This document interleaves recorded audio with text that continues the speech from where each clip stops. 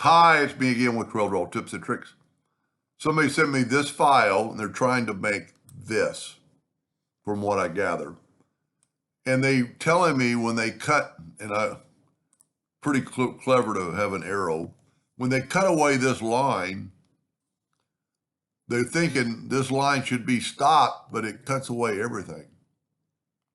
Well, there's a couple of telltale signs. This is a black line versus a red line, and they probably contoured this.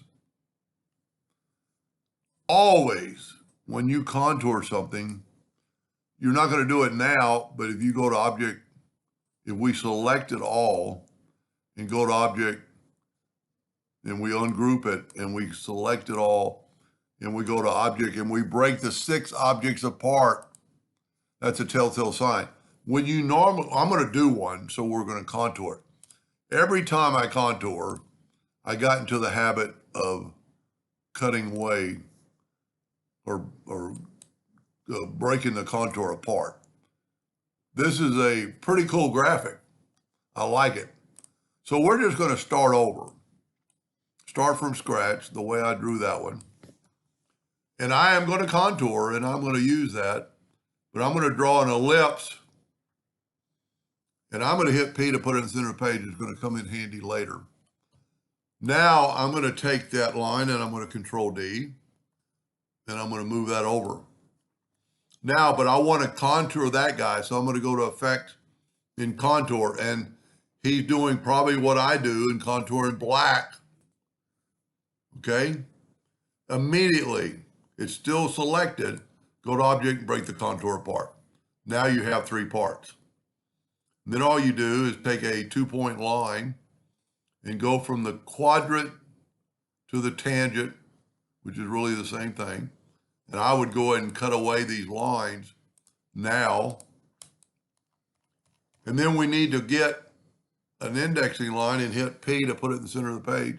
If you want it like this. Then I'm going to get my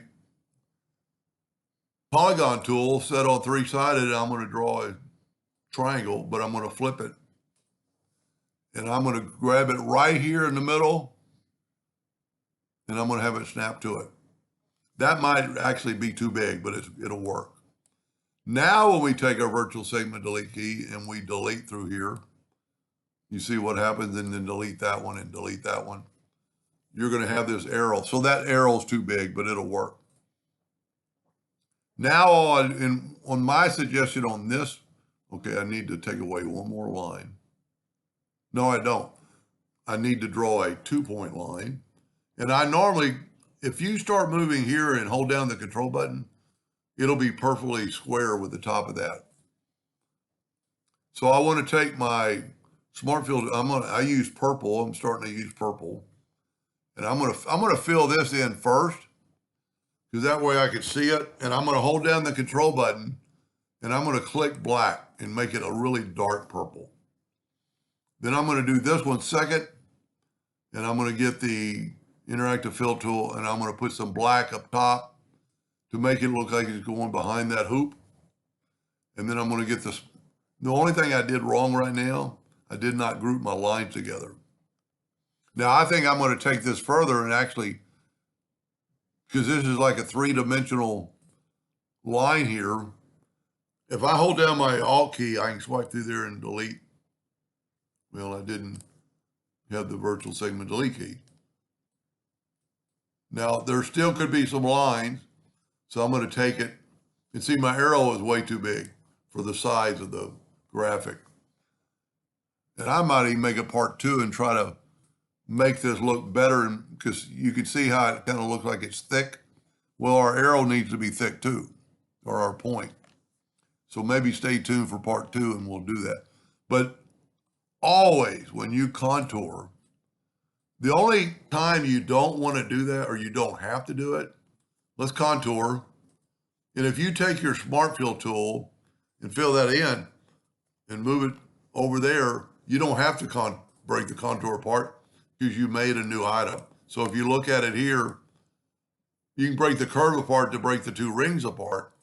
But just to show you, if we take a 2-point line and go from there to there, if I try to cut out the outside line, it only cuts the outside line. If I'm going to cut this outside line, it's going to cut all the lines below the line. So always when I contour, unless I'm going to smart fill it, I will break the contour apart.